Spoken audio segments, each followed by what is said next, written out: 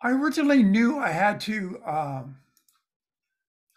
give this talk.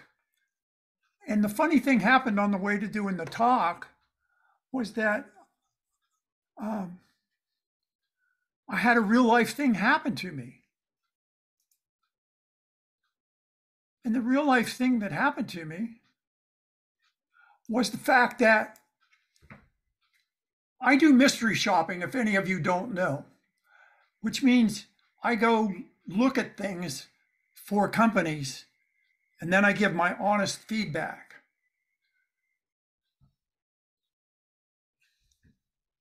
That's no different than when a prospective member comes to your club.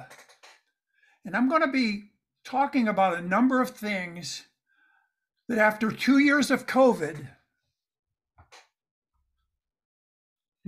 some of us still are in the dark about. And I'm going to try and shed the light on it. But we have to understand that once you get over the hurdle of getting a new person to come to your meeting, unless it's all in person, if you're hybrid, it's very important how you appear on Zoom. Having said that, I'm going to share my little horror story. So this company contacted me and they said, we'd like you to evaluate this speech, which I did. And then at the end of it, I had to do a written evaluation. Now, even though this person knew exactly every bit of information, a number of things she did were unprofessional for what I considered a very important decision. And I'll dig into this a little bit later. For the moment, maybe you can guess what one of the things is right here. And if not, I'm not going to worry about it because we'll cover that. Where are you? That's my first segment. Where are you? You have your light pointed right at the camera, and I feel like I'm burning in the sun.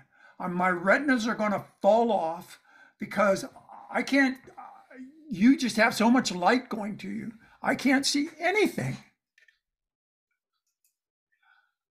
This one, I don't think this gentleman paid his power bill, and it's so dark. Well, there's the curious dichotomy there. Too much light, not enough light. What you going to do? Hold tight.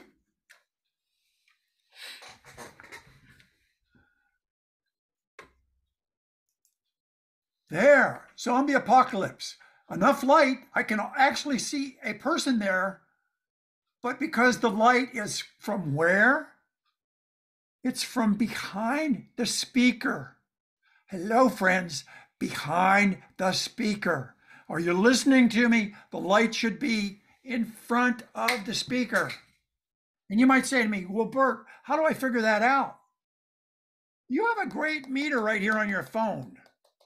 What you need to do to test where you need to put your recording apparatus, your Zoom apparatus, is take this phone, which I'm sure that everybody has, put it on selfie mode and aim it at yourself and keep moving until you really get a good picture. And then that's the way you need to set your room up. It's not a mystery. It's not a big production. It's really, really simple, as Kurt says. Another thing that happens is you don't have the camera in the right angle. I ain't got no body. I ain't got no body. Wow, how many of us have seen this? Or, peekaboo, I'm here, but you can't see me. You know what? I think there's more to you than that little corner of your face. Or they have the camera so low that you're looking at Mr. Turkey Neck. We don't need to see the turkey neck. This is all has to do, these 3 slides I've talked about, have to do with just aligning your camera so that you are centered in the image. which looks a little bit more like that. Now, since I spoke about phones earlier, this particular image was from a phone. And you can see on the corners here between my yellow marks and the image, there's a lot of wasted space. Here's a secret for all you people that like to use your phones and your iPads. You ready? Turn it 90 degrees. All of a sudden, the area that they can see you is better. You don't feel like you're in a keyhole and everybody's just prying away looking at you. It amazes me. Another thing that amazes me is the fact that after almost everybody goes to these meetings, that lady that gave her presentation there didn't realize that when she went to PowerPoint, her name was covered. Her face was covered by her name. I'm going to show you. See that? I can't see her face because of her name. She needs to practice this. If you're going to give a demonstration, you need to practice where you're putting the camera. And then once you do that, stabilize it. I have a phone holder that costs $9 that's very portable. And you stabilize it. I go to a Sunday meeting, and I'll swear to you, one of the persons puts the phone on their stomach, and it's like seasick. Watching that phone, that image of them go up and down and up and down. Once you have the placement, now if you're using a laptop or anything like that, if you put it on boxes, we can't tell. We can't see what's going on in your room. But you got to get the camera set at eye level. And the epitome of rudeness. How many of you go to Toastmasters meetings in person and put a bag over your head that says Bert on it? Well, not Bert, but your name. This is the rudest thing you can do. And when that lady was given that presentation the other day, the gentleman that was hosting it did that. I never saw what he looked like. He spoke about, oh, we set this up and da-da, and she introduced him, but I never saw him. Here's a big secret, friends. I want you to be the audience that you want. Now, if you want to have an audience where it's all just names, keep it up. But I can guarantee you, you will never be able to get any feedback from that. You won't be able to tell if they're enjoying it, whether they're immersed in it, or what is happening. This, to me, is the epitome of rudeness. And if you don't know how to undo that, there are at least 800 videos on YouTube, plus I know there are numerous ones on Zoom that can teach you how to do this.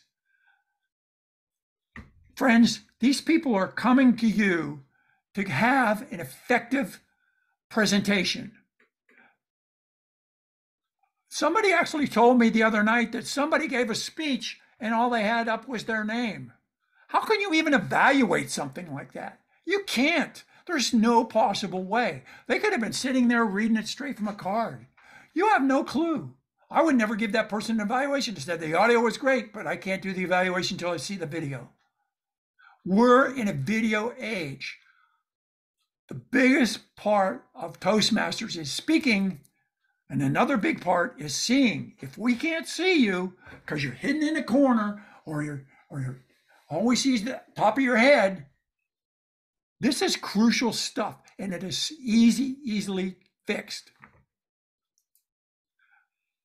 Now, the next thing, I want to preface this by saying we've all been to meetings in person where people do some of the stuff that I'm going to mention. But I have been to a club's meeting where almost every single meeting, one of the members goes, Oh, I have to get my dogs outside. They're barking. They're carrying on. Well, that's what this lady did in the presentation. 2 times her dogs interfered with that presentation. You know what? Walk the dog before your presentation. Put him in another room. But sometimes we have voices around us. Like sometimes we have the dogs and we don't recognize them. Or we may even have birds or something like that, that they do chirping noises and things like that, that we have actually tuned out. Well, you know, another thing that we tune out, we do this big time. When we're slurping our drink, when we're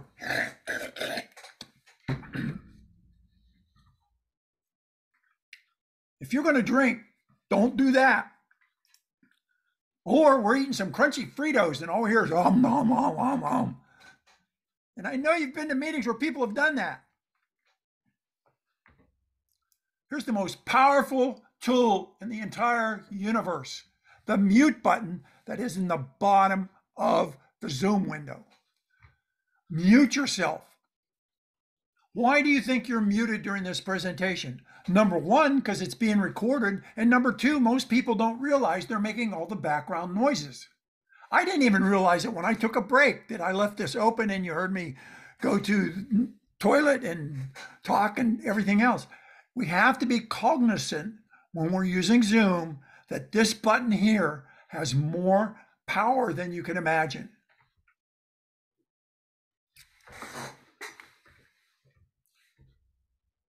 And don't be offended if the host mutes you. So what is happening? I wonder what is happening. What's going on?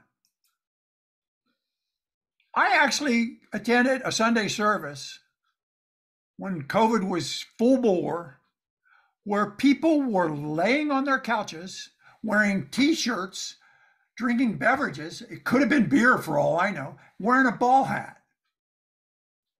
Is this a sleepover?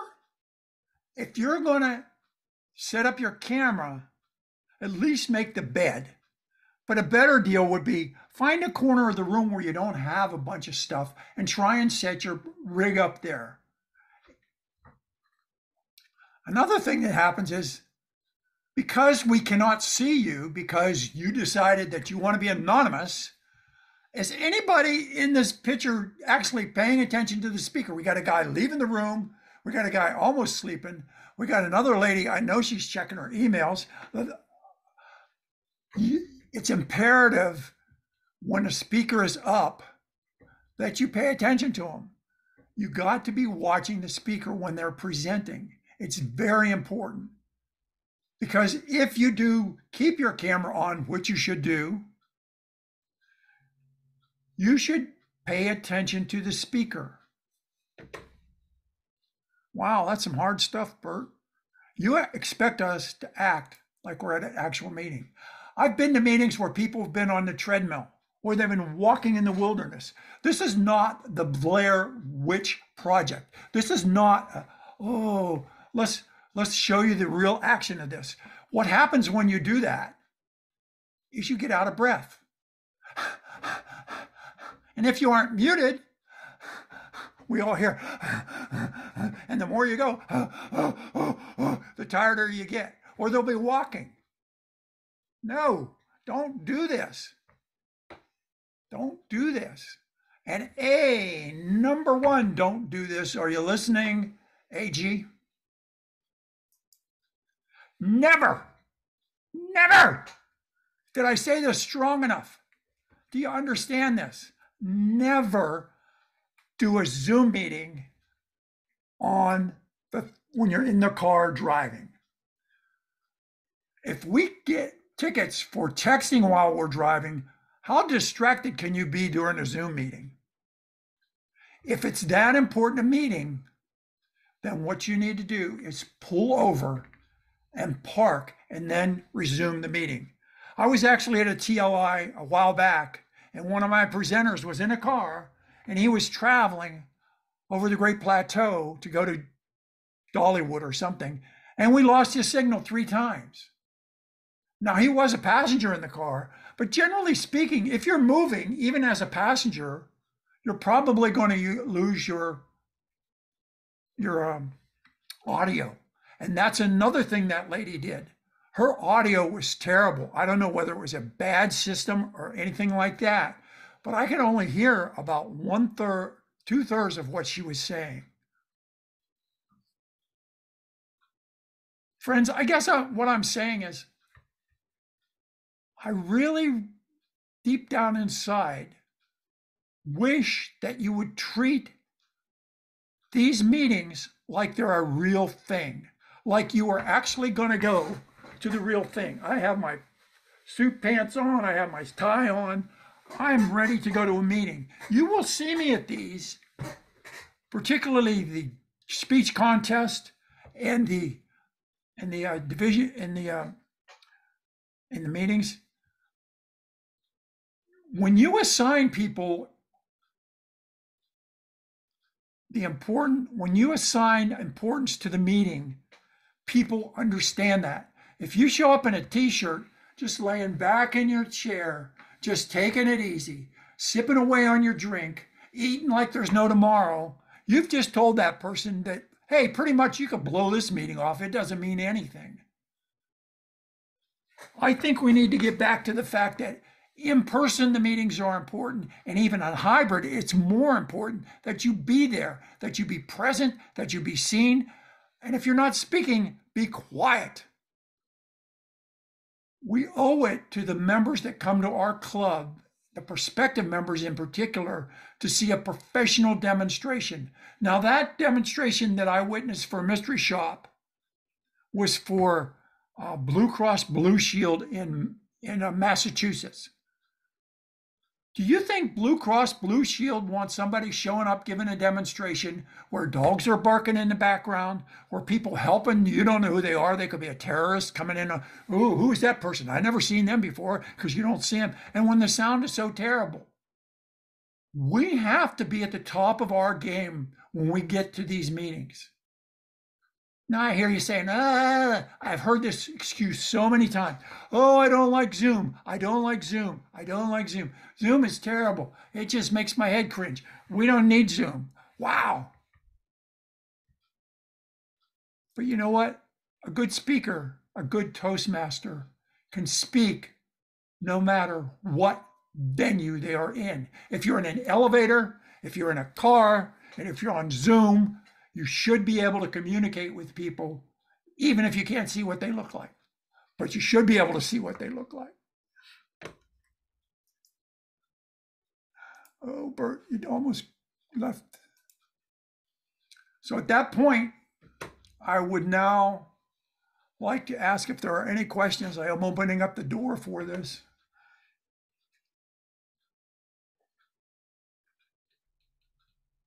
Michelle, did you have something? Yes, I just wanted to say that I know you had mentioned earlier, oh, I wonder if people are going to cringe when I say some of these things. It's so needed to be said. I applaud you 100%. We are a professional organization. We have to remember our tagline is where leaders are made. And it's really incredible to see people show up and to care, because it adds weight to the meeting and it tells people it's important. You can't tell people, oh, by the way, you've got to get on Pathways and here are all the things that you have to do. And you're hanging out in a t-shirt, like you said, sucking on a drink and crunching on chips. And then we tell people that they have to do these things and they say, why? It's not really that important. But if you show up and you're dressed and you're professional, and then you've got some rules, people say, well, sure, they've got rules. Just like if you go into a country club, they might tell you you need to wear a jacket. I love that you took the time and the courage to do what you just did. It's all fantastic. I know some of those were applied to me and I'm going to work on some of them. Sure, all of us can do some of these things, but excellent advice, super thorough. Thank you so much for taking the courage and the time to do what you just did. Thank you. I think Kurt was a little bit ahead of you, Stacy. Go ahead, Kurt. Let me have a side broadside. Is there a way for you to make a short video of how to do these things so that we could present it to our club? That's a good question. I know. Now, you know, I have a YouTube video about that, and the name of the video is 7 Ways to Ruin a Zoom Meeting. And it's 3.5 minutes long. But for you, Kurt, I guess I could give a synopsis of this. I'll work on it because I know I harped a little hard on the leaders who should be leading in everything we do. We should be showing the way. We should be the standard bearers. We should be the light that people want to follow, Michelle. You've got to be that light. And so I will work on that for you. I appreciate that, because it would be nice to have the same kind of look across the whole area, because you told us how to do it. You would be Okay. famous. Thank you. Okay, Miss Stacy, have at it.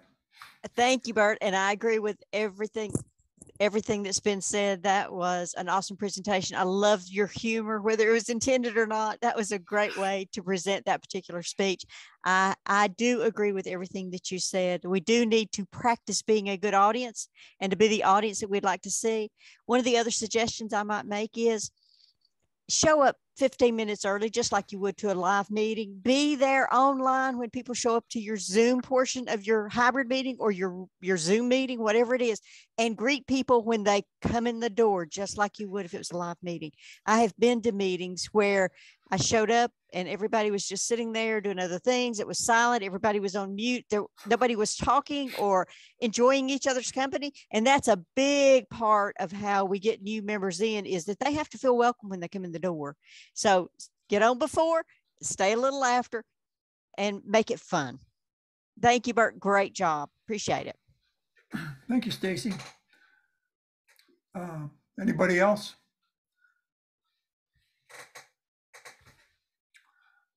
Well, sports fans of all ages, we're going to take a break here. But first, I want to reiterate something that Nick has put in the chat, and I'm going to mention it also, is that we would really like for you, if you know how to change your name, to put the position that you're occupying in front of your name, and we may have to help some of you. And that way it would make us easier when we go into our breakouts. Now, I'm assuming, and you know what happens when you assume, and I'm not going to go down that road too hard and heavy, that most all of you today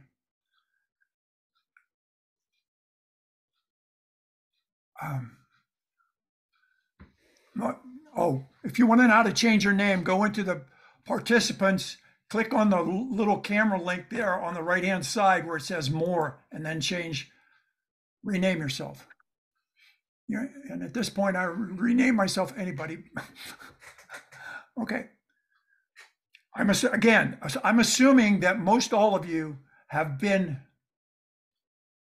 to the training 6 months ago for your office. Now, this particular training, which we're going to go into, and we're going to go into it in 12 minutes,